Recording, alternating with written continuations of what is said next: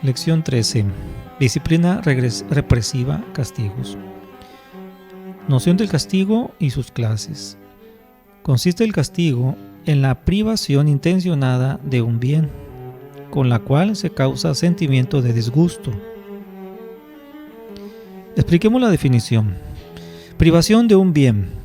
En ello incluimos no solo los castigos positivos que privan de un bien ya poseído, sino además los negativos, que impiden la consecución de un bien que se hubiera logrado a no haber cometido la falta. Intencionada, para distinguir el castigo propiamente tal, impuesto por el educador, de las consecuencias naturales de los hechos. La privación causa de disgusto, de lo cual pende el valor subjetivo de la pena.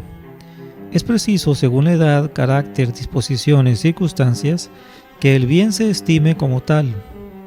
Por tanto, al que sea insensible a una clase de castigos, habrá que aplicarle otra.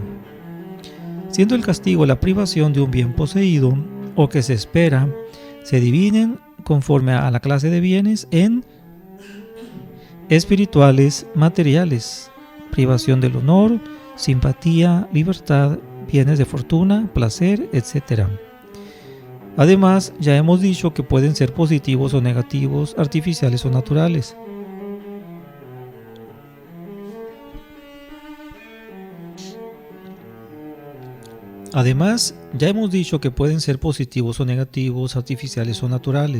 Estos últimos ya dijimos que no los impone el educador y en realidad no entran en el concepto de castigos en sentido pedagógico, a no ser que el educador intervenga omitiendo de intento las precauciones que harían evitar el riesgo. Fines del castigo. El fin del castigo educativo ha de ser el mejoramiento moral del castigado, para que no reincida en la falta, ni adquiera malos hábitos. Ha de tender a despertar la voluntad del educando. El castigo asocia a la culpa impresiones desagradables y por el escarmiento disminuye el prurito de repetir la mala acción. No se excluyen otros fines de la pena, como reparar el orden violado y preservar a otros de la caída, robusteciendo la autoridad del superior e inculcando la idea del deber y la responsabilidad de la culpa. Pero lo que ante todo y en todo caso hay que pretender con el castigo pedagógico es el mejoramiento de la conducta del castigado por la conveniente educación de la voluntad. Peligros del castigo.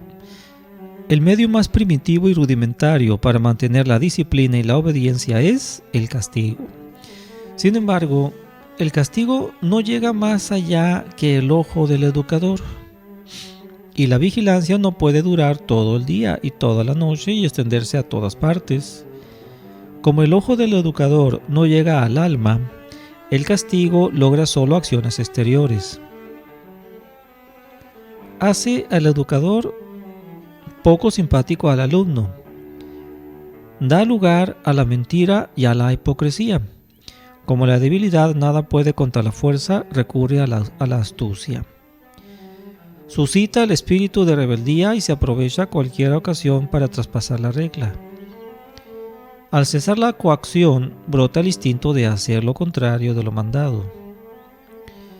¿Cómo sortear estos escollos y otros? Primero, poniendo el mayor empeño en los medios de la disciplina preventiva. He aquí el gran acierto de San Juan Bosco. Segundo, no recurriendo al castigo sino cuando resulten insuficientes otros procedimientos. Y tercero, procurando que el castigo reúna las condiciones que luego indicaremos. La advertencia y la amenaza. Muchas veces se comete una falta, se quebranta una regla por descuido, por no conocerla o por no acordarse de ella, lo cual equivale a la ignorancia. Es misión del educador avisar oportunamente al alumno, recordarle la norma prescrita. En ello consiste la advertencia. Y hemos de tomar en cuenta pues que si se trata de niños, pues rápido se les olvida las cosas, ¿no? Entonces se le van a olvidar las reglas, entonces ahí la importancia de estarles recordando. Como la transgresión es involuntaria, la advertencia ha de ser afable y no puede, cuando la transgresión sea involuntaria, la advertencia ha de ser afable y no puede convertirse en reprimenda. Ha de ser clara y precisa, y mayor es su eficacia si se hace en privado. Conviene que no sea muy frecuente para no causar enojo, y que no se extienda a demasiadas cosas, quizá de poca monta, porque la atención y la memoria tienen un campo harto estrecho. Atendiendo el educador a las circunstancias del lugar, tiempo, etc., y a la trascendencia de las acciones, sabrá decidir cómo y cuándo ha de hacer la advertencia. La amenaza añade a esta la intimación de la pena en caso de quebrantar la ley. Sirve para robustecer la voluntad y precaver las caídas, solo que ha de hacerse por justos motivos y moderadamente. Sobrado amenazar poco presta, dice el Marqués de Santillana en sus proverbios. Sobrado amenazar poco presta. La amenaza que no se cumple desprestigia al educador. Así pues, han de evitarse no solo las ridículas y las imposibles de llevarse a cabo, sino también las demasiado severas que exigen atenuación. Cualidades del castigo. A 3 las reducíamos en nuestra pedagogía catequística, y esas mismas hemos de explanar aquí. Primero, inciso A, el castigo ha de ser raro. Es un remedio extraordinario. No puede pertenecer a los medios educativos ordinarios. Un organismo sano no necesita medicinas. El castigo es un accidente y la buena cara, agrado y complacencia ha de ser lo ordinario. No seáis huraños, toscos, malhumorados o vinagreras a todas horas, porque es hacer odiosa la escuela y aborrecido al maestro y encogido, rudo, huraño y mal portado al discípulo. Los castigos frecuentes hacen insoportable la vida y odiosa la autoridad, inspiran aversión a la enseñanza y al maestro, llegan a deprimir al educando y embotan la sensibilidad, resultando ineficaces por completo. En cambio, cuando se castiga raras veces y mostrando sentimiento al tener que hacerlo, el niño da mucha importancia al castigo. Poco tendrá que castigar quien sea parco en sus mandatos y severo consigo mismo. La exigencia y la historia de la pedagogía, dice Lai, muestran que los castigos y los procedimientos rigurosos están en razón directa con la mala calidad de la escuela. Inciso B. El castigo ha de ser justo, lo cual exige 3 condiciones. Primero, certeza de la culpa. Segundo, gradación en la pena. Y tercero, acomodación a los individuos. Primero, certeza de la culpa. El principio de que a la falta ha de seguir el castigo es inhumano. El aviso sí, pero el castigo no. Puede haber ocurrido la falta por inadvertencia. Es preciso averiguar la causa. Quizá la encuentre el educador en sí mismo. La falta ha de ser voluntaria. El castigo presupone mala voluntad o negligencia culpable. La primera falta puede perdonarse cuando basta la admonición para evitar la recaída. No se impondrán castigos colectivos. Por lo regular no son justos, pues no todos los castigados son culpables, ni estos lo son de igual manera. Segundo, gradación en las penas. Como es injusto castigar al inocente, lo es igualmente excederse en la pena en el que ha cometido una falta. Se comenzará por las más suaves, una señal de desagrado, la reprensión, etc., no sirviéndose de otras más severas, sino cuando aquellas fueren ineficaces. Tercero, acomodación a las circunstancias del educando. Carácter, delicadeza, situación de ánimo, etc. El mismo castigo cambia subjetivamente y en sus efectos conforme a la diversa condición de los individuos y respecto a una misma persona en diversas situaciones o tiempos. Inciso C. El castigo ha de ser prudente. El arte de castigar, dice Alban Stolz, es un arte difícil, porque exige de parte del educador mucha virtud, muy buena voluntad y por encima de todo, un gran caudal de discreción. La prudencia lleva consigo la circunspección, y para considerar bien las circunstancias no vale proceder precipitadamente. No sea precipitado en castigar, dice la regla 40 del Ratio Studiorum, mas por la miopía moral del niño no aprovecha retrasar demasiado el castigo. Ni es lícito castigar ab irato, por ira.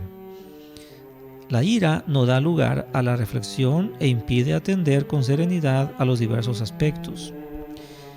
Ha de evitarse que del castigo resulte la burla o alegría maliciosa de los compañeros. No es discreto castigar públicamente inmoralidades privadas. El culpable no ha perdido el derecho a la buena fama, aparte del peligro de escándalo y de suscitar curiosidad y conversaciones malsanas. Señalar de antemano un código de castigos no es ciertamente muy pedagógico, porque desvía de motivos morales y además queda al educador poco margen para atender a lo peculiar de cada caso. Es menester evitar todo lo que pueda parecer jactancia, venganza, burla y ostentación de triunfo. Al contrario, se ha de proceder con mansedumbre y sintiendo tener que castigar. Cumplido el castigo, ha de darse por terminada la cuestión, no mostrando ya desconfianza ni desagrado al alumno. Y en cambio, tampoco el educador le mostrará cierta preferencia como si se arrepintiera de haberle castigado o lo hubiera hecho injustamente. Algunas clases de castigos. Rechazando como reprobables los que perjudican física o espiritualmente, hagamos algunas observaciones sobre ciertas clases de castigos.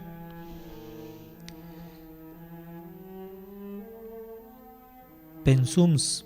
Si la pena es redimible por el trabajo, parece que habrían de aprobarse estas tareas extraordinarias, y en este sentido, para librarse de otros castigos, acaso pudieran admitirse los pensum, que suelen consistir en trabajos escritos.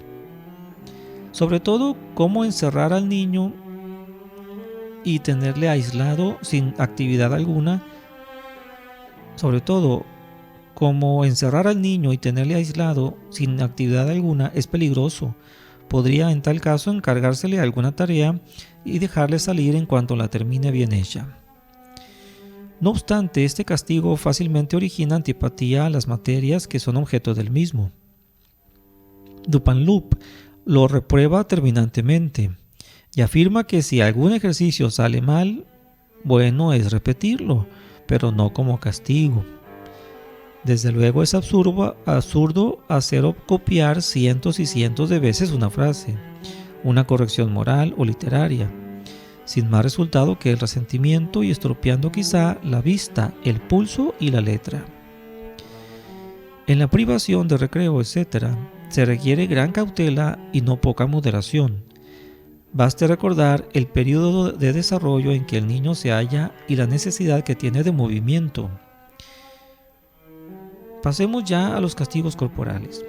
Prescindiendo de la cuestión histórica del adagio «la letra con sangre entra», de los métodos grecorromanos, casi diríamos espartanos, para enseñar el latín y el griego, y de aquel estimar la surribanda tan saludable como una sangría, y admitiendo en ese duro régimen limitaciones y excepciones, creemos que dar palmetazos y corridas con la disciplina que hacen temer al maestro como a un verdugo es hoy día un anacronismo.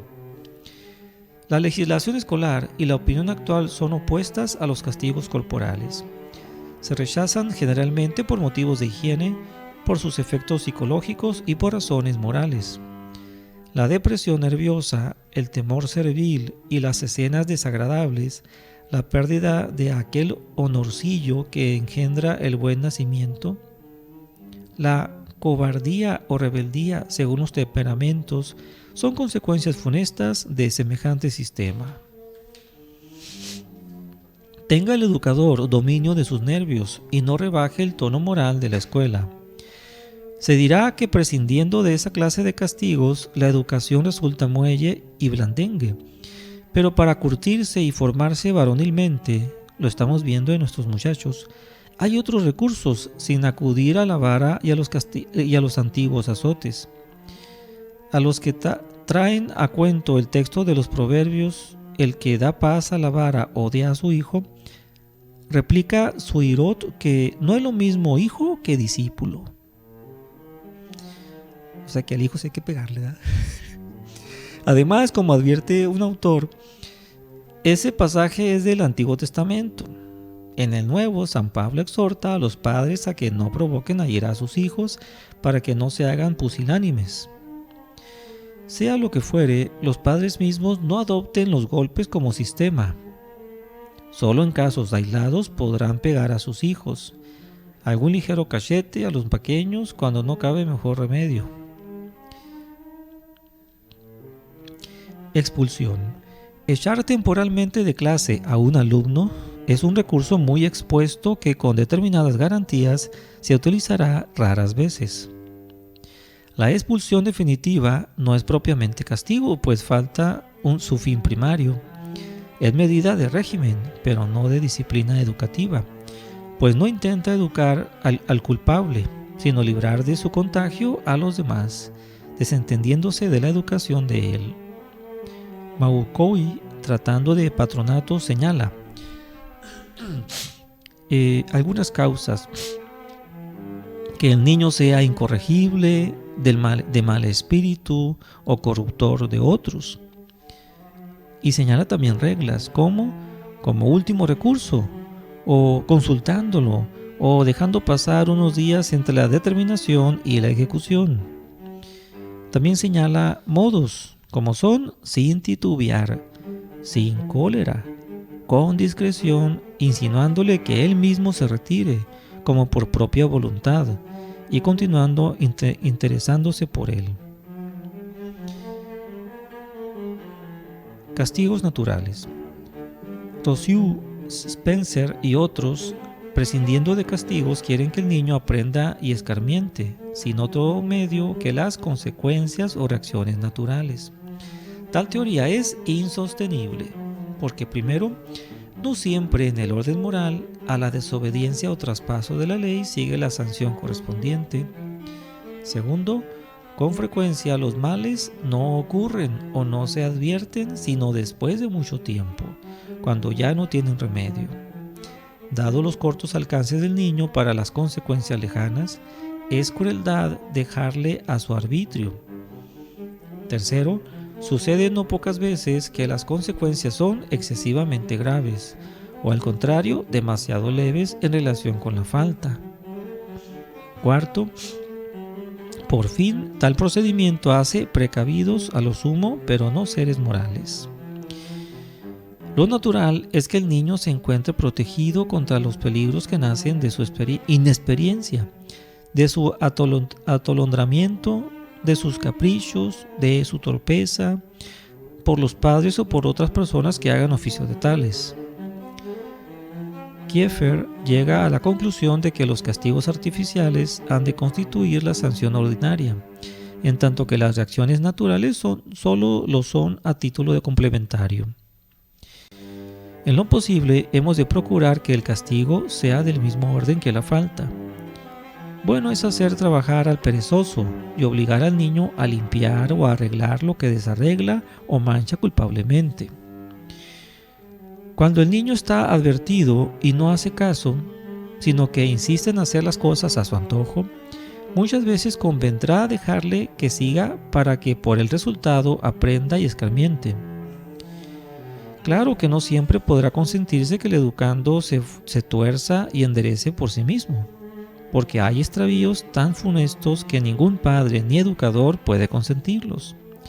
Y así como no espera a quitar al niño el arma peligrosa que se hiera o mate, Tampoco se debe tolerar que haga cosas intrínsecamente malas, cometa pecados graves, ni que deliberadamente resista al precepto terminante de la autoridad con mengua de ésta.